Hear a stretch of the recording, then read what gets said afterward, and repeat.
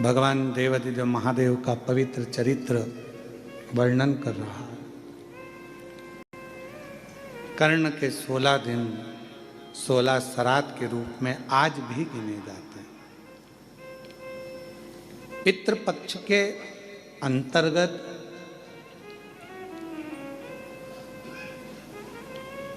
अगर पितरों की प्रसन्नता का ध्यान रखा जाता है तो उसमें सबसे मूल होता है गाय का गोबर की अलोनी जो बनाते हो, कंडा गोबरी, और उस गोबरी में उस कंडे पर जलाने के बाद उसमें घी और गुड़ या शक्कर मिलाकर उसकी धूप देना, ये बड़ा मूल। क्यों महाराज?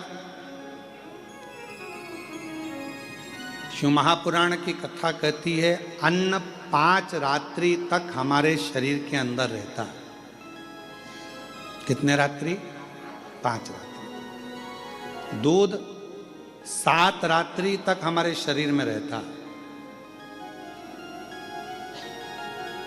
और दही 20 रात्रि तक हमारे शरीर में रहता है।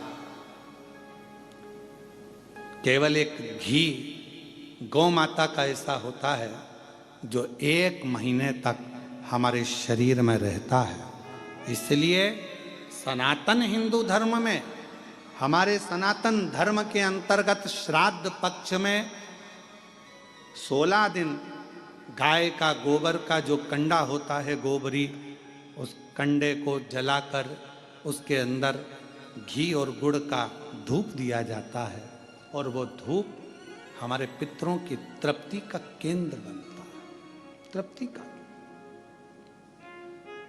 कई लोग कहते हैं गुरुजी ये धूप देना जरूरी होता है क्या? पितरों के लिए क्या कंडा जलाकर गोबरी जलाकर उसमें घी शक्कर या घी गुड़ छोड़ना जरूरी होता है? जरूरी है।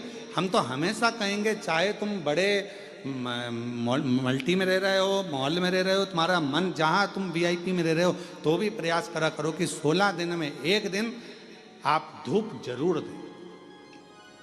बहुत जरूरी।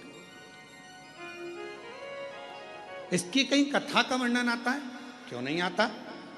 अगर हम उठाकर देखें हमारे शास्त्रों को, हमारे पुराणों को, तो आप स्मरण करेंगे कपिल मुनि जी के आश्रम में 60,000 राख के ढेर बने सूर्यवंश के पुत्र।